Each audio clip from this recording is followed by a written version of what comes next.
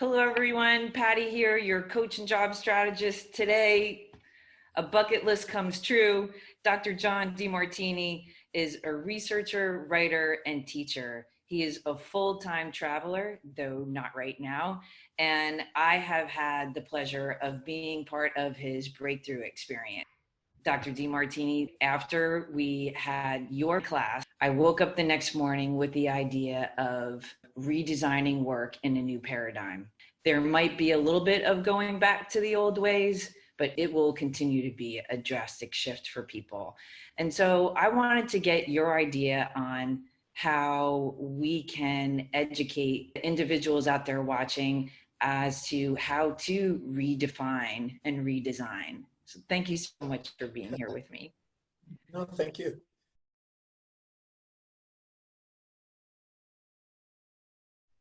Whether we liked it or not, we have had a very interesting period.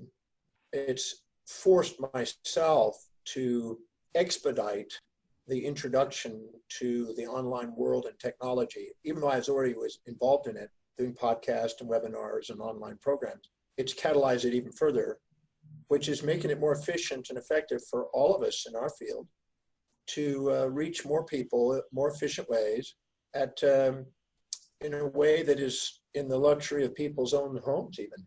And so that I'm very grateful for the technological kick in the butt. So yeah, I think everybody, I mean, when you find out that Amazon has hired 100,000 people because online is so busy, and you see that people are going and getting food online and getting items online, and the reality is that we're in that era now. And I think this situation that's come on with Saint Corona has catalyzed some of that to be sped up. And it's also solved some of the issues that we faced on global warming and pollution and a bunch of other things. I mean, we're having Saint Corona do amazing things on the planet. There is going to be some lives taken, but there's definitely going to be new lives originating. I think the baby boom is happening right now, and because people are at home, and there's a lot of lovemaking going on. Right. And so I think that we just have to adapt. Wisdom is continually being resilient and adaptable to a changing environment. Stress is inability to adapt. So this is forcing us to basically be wise in our resilient approach to teaching and contribution and serving people today.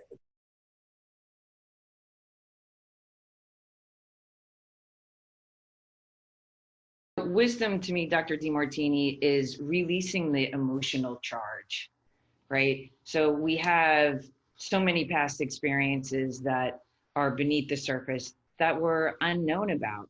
And that's part of the redefining, right? I mean, right now is really the time to go within.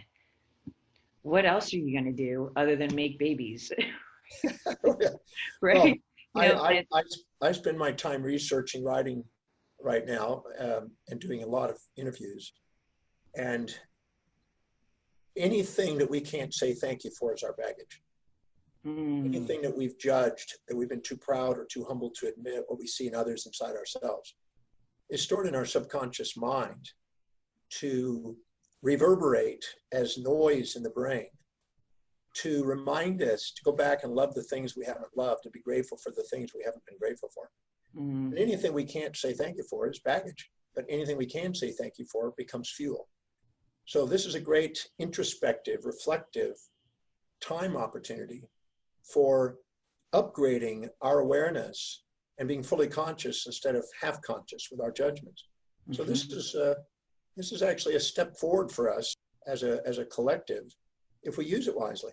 If we sit and wallow in the problem instead of honoring the transformational solution that emerges and is waiting for us to see, we'll slow down the opportunity or possibly even miss out on the opportunity of the great transformation that it's bringing.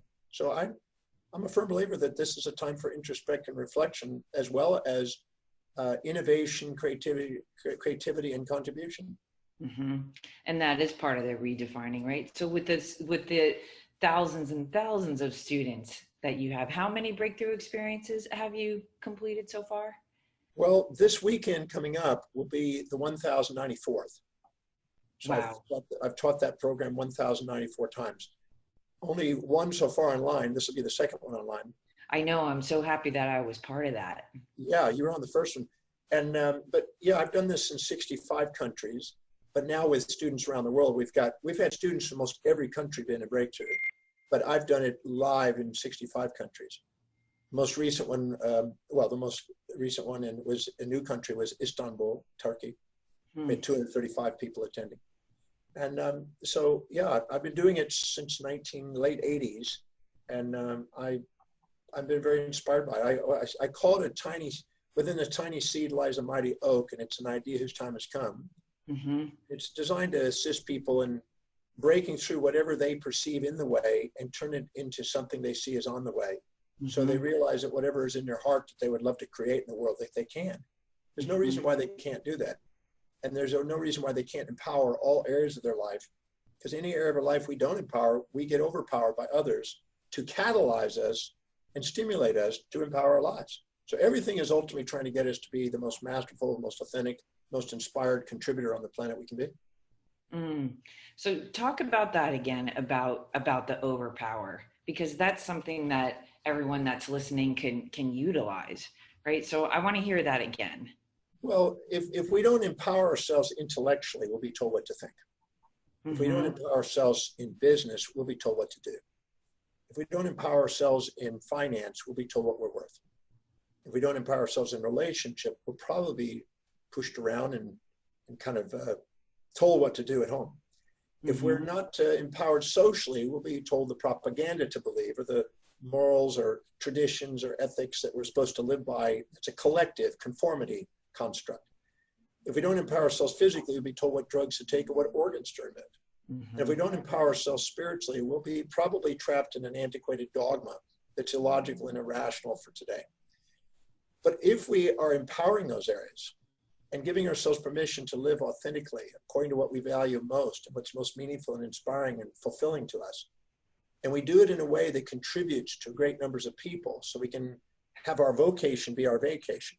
We can do what we love and get paid to do it, so we can delegate lower priority things and liberate ourselves from the bondage of things that are uninspiring and go live an inspiring life. We can empower all those. There's absolutely no reason why we can't. I set out when I was in my teens to empower all areas of life. And I divided life into spiritual, mental, career, financial, family, social, and physical areas. And I wanted to contribute original ideas that served humanity on the planet and document some models and principles that will stand the test of time. And that has been my dream to do that since I was a teenager. I want to have an international business, a global business. And I want to have financial independence. And I want to have a global family dynamic where I live around the world. As you know, I live on a ship called the world that travels around the world. I want to have a global social influence, meet amazing people, and get to hang out with movers and shakers on the planet. Mm-hmm. I want to have a physical, vital body. I'm going on 66, and I'm still cranking and got more energy than most people. And that's a blessing. And also to be inspired by a spiritual contribution without necessarily being trapped in any constraining religious box, but to be able to contribute something that anybody in any faith or any construct or existential belief could be utilizing. And I set out to do that, and believe it or not, those are all real today. Every one of those are come true, and they're all doable. And I believe that every human being has the capacity to create the life that they really, really would love to create. Mm-hmm. And there's principles and methods to do it. And I've done everything I can to gather and put those together and try to share those as much as I can as I travel. Because I felt that the greatest teacher, as Einstein said, is exemplification. Exemplify an inspired life, mm-hmm. and there'll be other people that will follow suit. Mm. And if I help other people get what they want to get in life, as Zig Ziglar taught me when I was 20, I get what I want in life. That's the beauty of it all.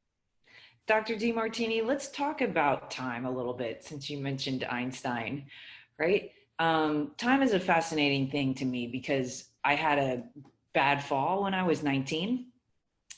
And during that fall, it made me realize the brain functions in an amazing way, right? Because that fall seemed like it lasted a lifetime. You know, I've always wanted to get back to that place where I am falling again, because what happened during that time was so amazing as far as the surroundings around me, right? Like I was an absolute sponge. Time just slowed down and my perception of time changed and I became very respectful of time after that. Um, You um, use your time more effectively after that? right. You know, Yeah. and we can, right? We can speed it up. We can slow it down. So, and I'm also curious, Dr. Demartini, as to from when you created those dreams, as to when you really saw them start to actualize, like how much time that took. Okay, good. I'll try to put all those things in there. St. Augustine, if anybody who's listening would like to explore time, St. Augustine, the theologian, philosopher, did a fantastic time on what is time and what is the present and what is the past, and what is the future. So if you can go and probe on the internet on St. Augustine's dissertation on time, it's a worthy pursuit. Great. Einstein said that when you're kissing a girlfriend, 2 hours zips by like 2 minutes. But when you're waiting for a freight train, 2 minutes takes like 2 hours. Right. So pleasure and pain, as Anaxagoras, the Greek philosopher in the 6th century, one of the Pythagorean derivatives, he basically said that pain and pleasure are simply lopsided perceptions and they distort the fabric of space and time. And it's true. And Einstein demonstrated that in his general theory of relativity and special relativity. And so our perception of time is based on how we're perceiving our environment. If we perceive it as challenging us and it activates the sympathetic nervous system, it seems like it slows down time and it takes forever to get through the situation. Mm-hmm. If we see it as it's supporting us and activating our parasympathetic nervous system, which is rest and digest instead of fight or flight, Mm-hmm. and it's more supportive, it seems like it accelerates time and shrinks space. So all emotions, supportive or challenging, positive or negative emotions, distort the fabric of space-time. But if you put those two emotions, complementary opposite emotions, and put them together in a moment of presence and a moment of love, you extract out space and time from the mind and enter into a moment of presence where you don't even know time. You don't know space. You're kind of one with the universe, if you will. Mm-hmm. And in that simplistic present state, where we actually are our authentic self. We're not judging things. We're not too proud to admit what we see in others and looking down on them. We're not too humble to see what we see in others and looking up at them, but we're actually just looking across reflective and realize that everything around us is a reflection of us. We become present. And then we have a timeless mind, ageless body. We don't notice time and we don't age. Aging is a feedback mechanism to our mind to let us know we're not being authentic, we're judging something. It's creating entropy out of an actually negentropic emerging process in our heart that's constantly trying to merge. And it's basically creating a polarity of perceptions instead of an integration. It was Gilbert Lewis, who was a Nobel Prize winner in 1932, who wrote a book called The Atom and the Molecule. And he talked about polarization and non-polarization of chemistry, but he was implying subtly in his writings of the mind. And that maybe that there's a panpsychic underlying field of intelligence that's governing all physics and metaphysics, and it's basically underlying our existence. And that maybe our perceptions of the world, our participatory universal construct, is actually underlying what's going on. And how we perceive the world has an impact on how we act in the world. It was William James who said in 1895 that we have the greatest discovery of his generation is that human beings can alter their lives by altering their perceptions and attitudes of mind. Mm-hmm. We have command over our perceptions, decisions, and actions. If we have a choice to do that, we can transform anything that ever happens to us. The coronavirus could be considered a demonic situation to some who are challenged, or it could be called Saint Corona if you look at all the blessings that are emerging. Mm-hmm. So if we stop and look at both sides simultaneously, we'll just love what's happening. If not, we'll be distraught or be ecstatic. And either of those are incomplete, because when we're elated, we're conscious of the upsides, unconscious of the downsides, and we're skewing our reality. Mm-hmm. We're depressed, we're conscious of the downsides, unconscious of the upsides, and skewing reality. But when we see both sides synchronously, fully consciously, we feel that there's nothing but love, and all else was illusion, and we become present. And that's where we have the greatest potential to do the most inspiring services for the world and contributions and innovations and genius expressions. You know, looking at both sides, there's a blessing in the stressing, right? You got to see it in the way, not on the way. Good, bad, challenge, support, love, fear, right? We live in a world of duality. So is the pursuit to neutralize it and bring it together? Well, and it's see not both that sides? I don't want to give people a misleading idea that you're going to get it all together and you're now going to be integrated and it's all going to be done and you're going to be in this Right. enlightened state, because I think that's misleading. In fact, I just had a Chinese woman who has been pursuing this fantasy of staying enlightened and thinking she's going to find a guru that's going to stay enlightened all the time. And I'm an iconoclast and leery of those fantasies. I've met a lot of gurus over the years. They're just human beings. The people give them, you know, the fantasy that they're going to get there and stay there. But that, you know, you have to learn, as Einstein said, you have to live with holy curiosity. And it's the questions, the polarities that also are needed in the journey. So I always say the second you find the synthesis and synchronicity of these complementary opposites that Heraclitus had basically described in his times, whenever you see both sides synchronously and you have a moment of grace and you see the hidden order and the apparent chaos and you realize that there's nothing but love there at that moment, you're automatically promoted. Like you walk through a kind of like a black hole through a little worm tunnel, a wormhole into a new white hole, and emerge a new set of illusions, the next mystery. And the next mystery has the next judgment that you get to grow through, the next holy curiosity, the next question, the next problem that you face. And you wouldn't want to be without that, because that's what growth is. The fulfillment of Right. conquering and transforming and transcending the mysteries and the problems and the judgments in life, that's part of the journey. So it's not that you're going to ever be rid of all of them. You're Right. going to take on bigger ones, and they're not going to get smaller. I think, you know, the smart individuals are pursuing challenges that inspire them.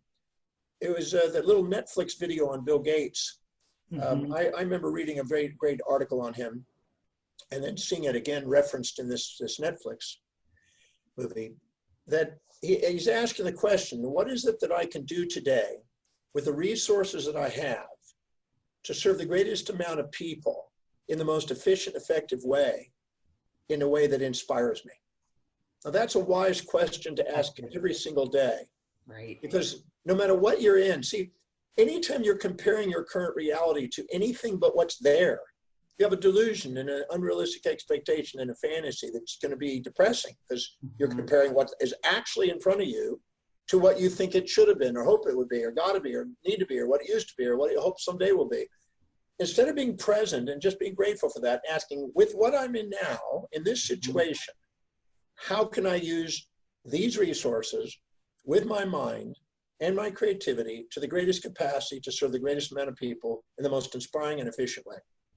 If we ask that question on a daily basis and stick to what Gary Keller calls the one thing, the highest priority thing we can do each day, then we are maximizing our human potential on planet Earth. And this is inspiring, and we get rewarded and fulfilled making that difference and solving those problems. It's the problems we solve that make us feel fulfilled in life. It's not avoiding problems, it's solving problems.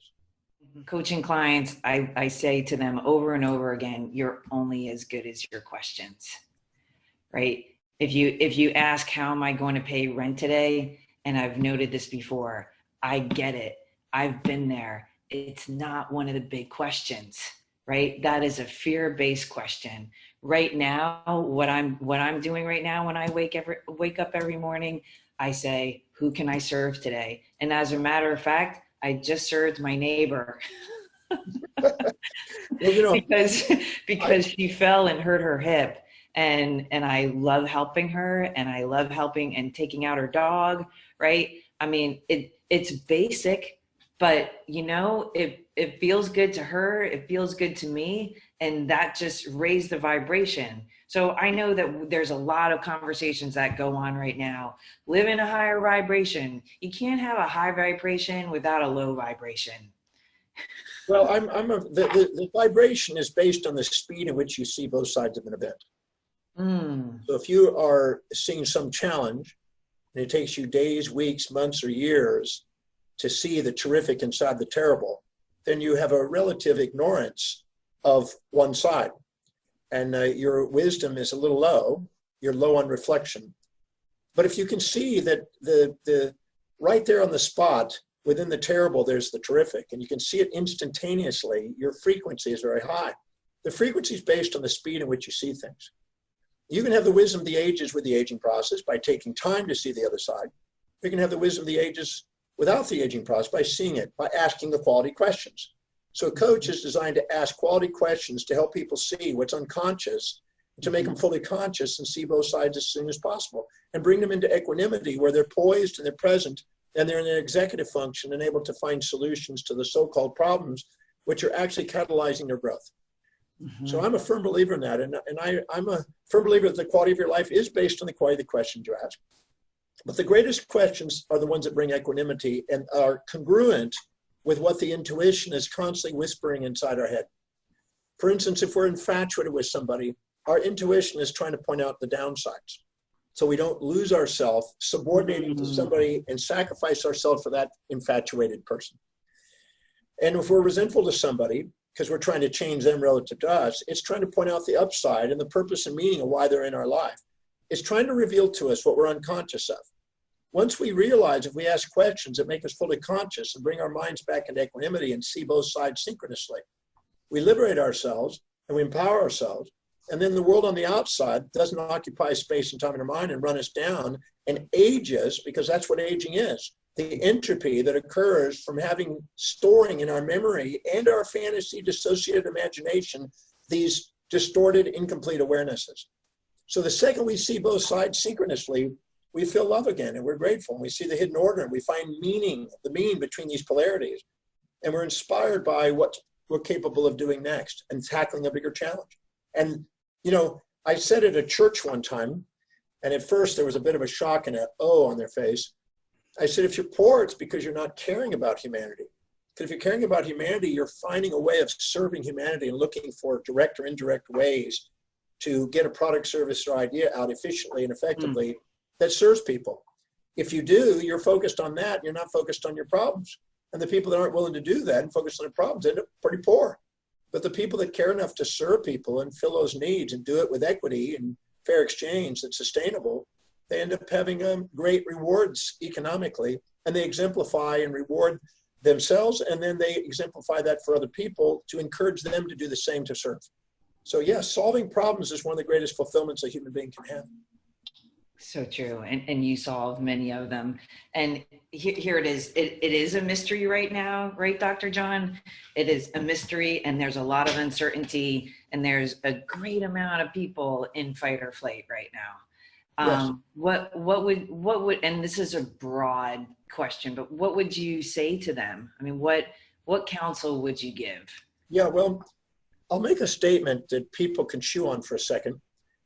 Like I said, I've been involved in human development or whatever for 47 years, teaching and researching.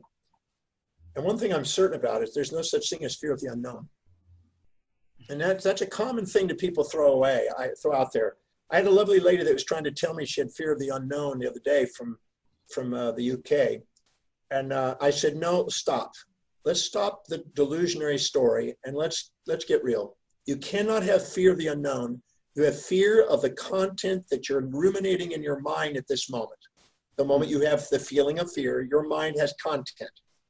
And your mind has to be anticipating and perceiving more losses and gains, more negatives and positives, more pains and pleasures in some sort of subjective biased way about what's going to happen in the future. And this is concocted in your own mind. It has nothing to do with the environment, nothing to do with what's happening. It's concocted in your own mind. And your phobia, your fear, or your philia, which is you're assuming that there's all positives without negatives in the future, both of them are your control. You have control over these because you can ask a set of questions and become aware of what you're unconscious of and balance that equation and dissolve the fear. And once you dissolve the fear, it brings to you the answer to the illusion that you're under in the first place. So if you ask your question, okay, so what's the worst thing that goes on in your mind and you're having a fear? Well, I'm afraid I won't be able to pay my bill. Okay, if you're not able to pay your bills, you've got a number of choices here. You can communicate to the people you're paying the bills to, and you can say this is what's happening and have dialogue with them and let them be in the loop so they're not left in the dark. You can go out and get off your butt and get online and figure out a way of filling some needs and generate income. You can actually learn and have a higher value on wealth building. And now you know to make sure you have a cash reserve that's 3 to 6 months in the future, which is wise, which people have been telling you about that you haven't listened to. There's many things that you can stack up the benefits of and action steps of. And once you stack up the benefits and action steps sufficient to balance out the assumption that there's all drawbacks, no benefits, that phobia is gone. And you have now strategies and actions to take place that allow you to get a solution. But if you dwell on the problem and say, I don't know what it is, and I'm just in fear, and you run that story and you then go talk to people that are also in that problem, you're not going to go anywhere. You're just going to dwell and dramatize and accentuate the illusion instead of actually uncover what it's whispering to you intuitively to get you the truth. And the truth will set you free, and you realize there was nothing there except your perceptual illusion. Energy goes where the focus is, right? Exactly. So if you focus on the solution will present itself in good time, right? Here it is, perfect time, perfect order. We want everything yesterday. I had a gentleman who came to my master planning program in the beginning of February in Australia. And he mapped out, and I told him, I said in the program, I said, the greater your life is based on the greater the problems you solve. So the greater the problem, the biggest problem you can solve. So I said, so think about a problem you could solve in the world. Now he had healthcare background, and he thought, what's the biggest problems that I could face? Well, while he was doing the 3-day master planning program, he happened to watch a video that was a TED Talk by Bill Gates, and talked about, Bill Gates in 2015 mentioned the potential for this pandemic. I know it. And so he watched that while he was in master planning, and he says, I want to come up with a solution in case we have a pandemic. Wow. So what happened is he was in master planning there, contemplating that. And most people were thinking about, how they can get this trip and how can they do this. And they were thinking very small. He was thinking on a global scale, what can I do to solve the pandemic that's potentially going to happen? Right. And he's a technology background, a health professional. And he came up with an app. And the app is a way of tracing every human being that has been tested by the thing and found to be positive. So they can be located by GPS anywhere in the world, and they can do it. And he put that together, and he started building that during master planning in February, which is a 3-day program I teach. And he started mapping that out, and he finished that right mid-March, right about the 2nd to 3rd week in March. And now the Australian government is going to be using it. And I just sent him over to the Prince of Ethiopia, and I sent him to the President of South Africa and the President of Singapore. And I just sent them this link for what this guy has, which will be able to locate people. And all of a sudden he's taken an idea looking for how to solve a problem, and he's potentially made a very lucrative business selling small items, a little app system for a very cheap price to millions and millions of people. And the governments are going to support him. So he's on his way to being probably a centimillionaire in a matter of 5 months, 4 to 5 months of total work. That's incredible. Because he cared enough about humanity to think about what's a problem in the world, and he went out to try to find a solution for it, and he figured out it. Right. Now here it is. He was in healthcare. It sounds like he probably had some good backing for himself and some, financial, no? Nothing. Nothing. Just got on there with a guy that knew how to do an app and started developing an app that would actually help people do this. Because he thought of the problem. He contemplated with foresight in his executive center the potential problem, and got with some of his buddies that knew some technology and put this thing together in case this ever happened. When the lockdown occurred about 2 or 3 days after he finished this thing. So he was able to put it right into operation. Incredible. So this is because he cared about humanity enough to think, what is the most common potential problem that could cost economically and healthcare, et cetera. And he thought of a solution and ahead of time with technology in advance. That's foresight. So there's no lack of money. There's no lack of support. It's about caring. And you can't get something for nothing. It's about, you have to be willing to do something that makes a difference. And the thing that is in most makes a difference is the thing that inspires you with your unique talents, the competitive advantage you have to the planet by living congruently by what you value most on the planet. When you do, you make the biggest difference on the planet. And that's what we all want to do, whether we're in prison or whether we're leaders of the government. We all want to make a difference. And the truth is we can by being authentic and doing something that's what we love. A young boy who loves video games loves solving the next most difficult video game. When somebody's doing something they love, they're being authentic and inspired by something, they wake up their creative genius and original idea generations, and they end up manifesting potential to make a difference and to get lucratively paid for it. So I'm a firm believer that that's a wiser use of time. And if you ask yourself the highest priority question, highest priority action you can do each day towards that objective, your life changes. Dr. Demartini, talk about the Executive Center. You are such a scholar, and I am fascinated with the brain. Now, you and I both have something in common. We're both dyslexic. I figured out that I was dyslexic at age 48. I was sitting on my sofa and I had just purchased this novel that was about this big, and I sat down to start it and I slammed the book shut and I said to myself, why did I buy this book? Right? I click on Netflix. I kid you not, dyslexic was spelled backwards.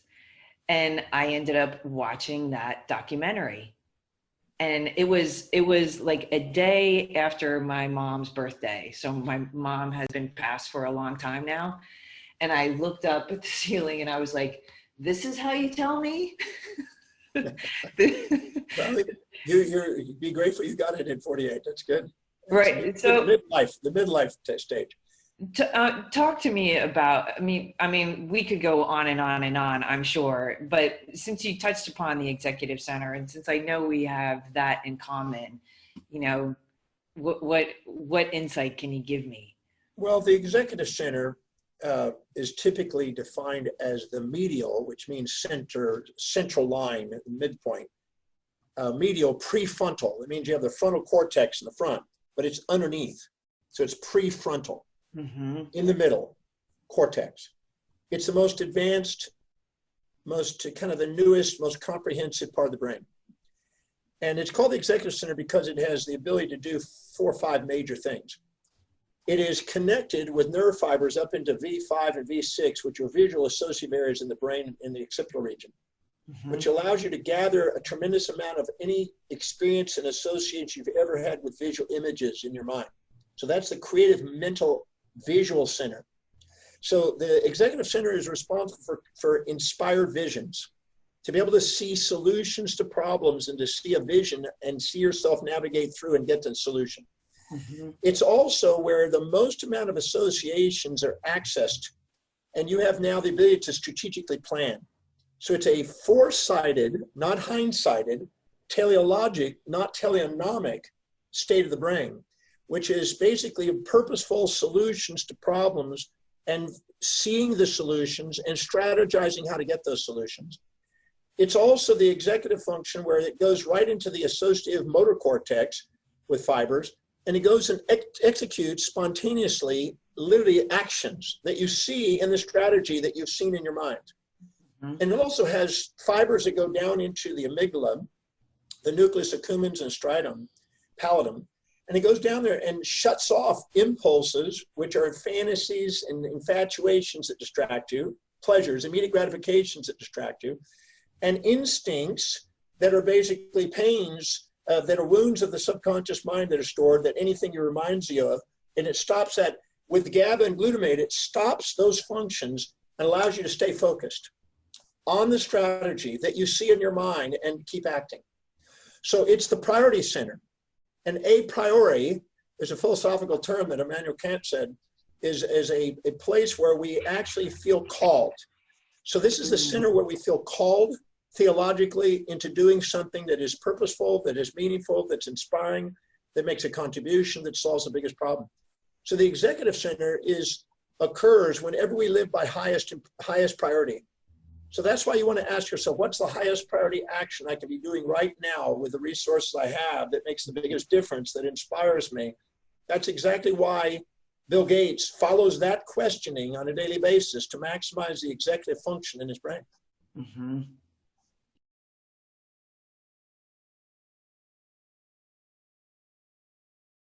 Well, the thing is, most people have figured out through trial and error, which is the lowest heuristic way of learning, and it's hindsight, that if we don't fill our day with high priority actions that inspire us, it fills up with low priority distractions that don't.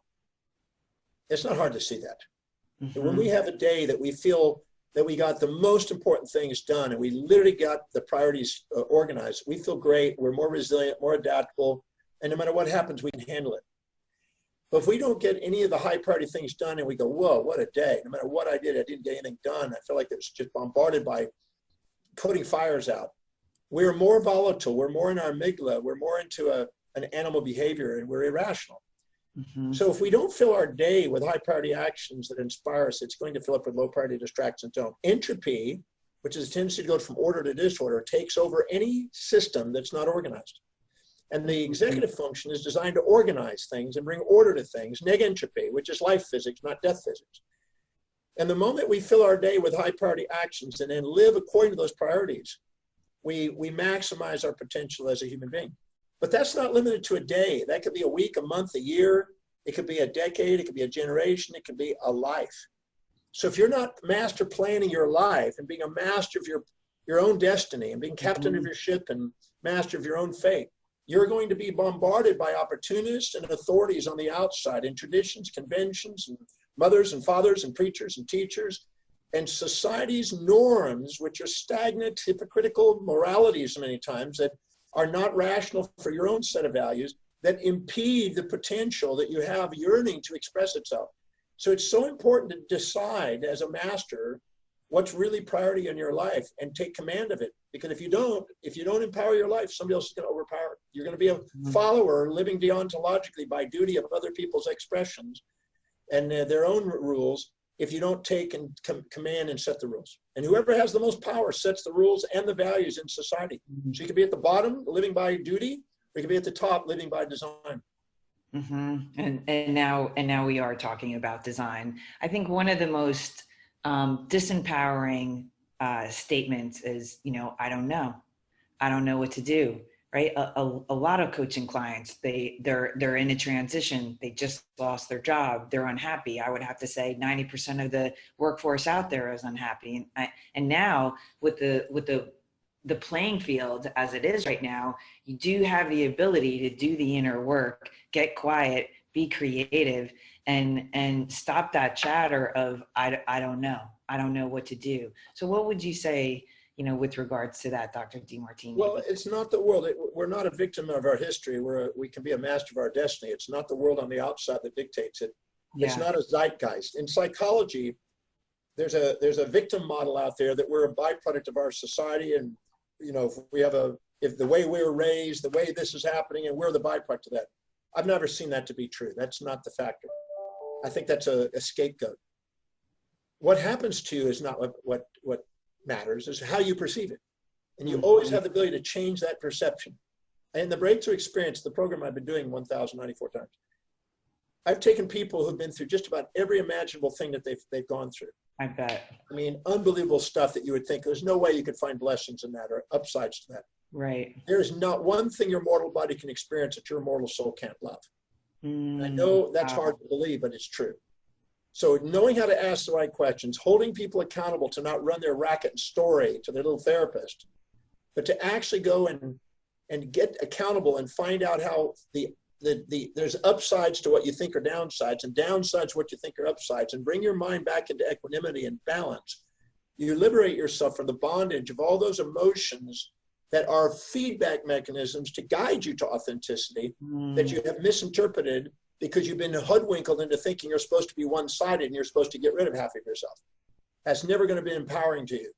So I teach people the set of questions that allow them to realize that no matter what's been in their life, no matter what they've been through, no matter what they experience, it's on the way, not in the way. And when they do, they're infueled by power in their life instead of frictioned and frustrated and basically, frightened by their existence. And I can speak from personal experience now, right? Because having that online class with you, one of the things we discussed was grief, right? And, losing my mom at age 18 unexpectedly, quite honestly, there was still a lot of grief there. And here it is. You brought to me what the benefit has been. I most certainly would not be the person I am today if that hadn't happened. Exactly. Right. And Right. I thank her for it. There's only two sources of grief: the perception of loss of that which we seek, or the perception of gain of that which we try to avoid. Mm-hmm. That's it. There is no other forms. I've been doing this a long time. Since 1984, I've been taking 3,560 something clients through this grief process I developed. Now, whenever there's a perception of loss of that which we seek, we have grief. So that means if we're hungry and we want food and it's now taken away from us, we have grief. But if we give us food, we get relief. So relief is the perception of gain of that which you seek. And grief is also the perception of gain of that which you don't want, what you're trying to avoid. So a predator coming to eat you is grief. But the predator leaving you and losing that which you're trying to avoid is relief. So as long as we label things positively or negatively, and we don't see both sides to it, we see yin without yang, or yang without yin, and not a bit of yin and yang and a bit of yang and yin, you might say. As long as we have a highly polarized perception, we're going to live with extreme distresses, because stress is the inability to adapt to changing environments, and changing environments are constant, and they're constantly losing that which we're seeking and trying to gain that which we don't. It's constantly happening. So if we have a very neutral mind, an objective mind, a mind of equanimity, we completely adapt. We don't have the fear of loss or gain of anything. But the second we polarize and make something bad or something good, we fear its gain or we fear its loss. And we create that. And we can change. I don't care what you've been through. I can take anything you think is positive or negative and spin it and find the other side. Mm-hmm. This is what Plato did in his dialogues. When he'd have a dialogue with another philosopher, and the philosopher would say something, or a merchant he would meet on the street would say something, and this is good. And Plato had said, "Oh, you're so wise and so right. But what about this?" Like Columbo with his little cigar. Right. But what about this in this situation? And then he'd take this merchant, this other philosopher, and he'd show him and point out the downsides to what he thought was good. And then he'd convince the guy that they were downsides. And the second he did, he goes, "Well, you were so right. I was wrong. It's actually not so good after all. It's all down." And then he'd turn around and flip it back over to the good side, and then back and forth, and twist the mind of this person until they go, "Well, I don't know whether it's good or bad." He said, "It's neither. It's simply an event. And you can make a heaven or a hell out of it. Right. You can make a mountain out of a molehill or a molehill out of a mountain based on your perceptions. And we have the capacity with our objective center of our brain to ask questions, to be able to see both sides of an event and make it neither good nor evil, neither positive nor negative. And when it's completely neutral, it has no perception of gain and loss associated with it. And now we're present. And that's right. What liberates. In the breakthrough experience, I teach people a science of how to do that. So they're not sit there, run their lives with all this moral constraints that they're trapped by, that are not even theirs, that have been parroted, that they're parroting from some unknown sources that were designed to control people of the masses with opium in order to have control over people because they couldn't control themselves. Wow. Everyone, this is why I'm telling you, the breakthrough experience, anything that Dr. Demartini has to share is just rich in substance. I mean, when we were sitting on that online course and I kind of like held up my hand, right? There's so much information that you put out there that is really like, it takes a while to absorb it because it is dense. I want to see what else you would like to talk about. Is there anything else that we should hit upon right now? Because well, in a world of transformation, the masses live in the illusions of gain and loss. So you want to be a master, you live in your executive center, and you return to the executive center when you've been perturbed. But if you're in the masses, you just stay running your story and become the victim of history. So it's up to you. It's a total freedom. We have the freedom to listen to our heart and soul, you might say, the state of unconditional love, and have the wisdom of our heart. Or we have the capacity to be fooled by our senses. And this is an old Stoic insight, and it still has usefulness today, even practical psychology. Dr. Demartini, thank you so much for carving out the time to talk with me and to talk to whomever is going to watch this. I want to rattle off a little bit of information since I know it. I've been listening to you for over 10 years now. drdemartini.com. You have a Facebook page that people can find you. There's the breakthrough experience that I highly recommend. And of course, I'll meet you in person because I'll be going through that again. There's the master planning class that's 3 days long, I believe. And then there's also the prophecy, which is something that I'll hit as well. There's the Dr. Demartini training method that people can go through. All they have to do is go to your website and they can find all the information.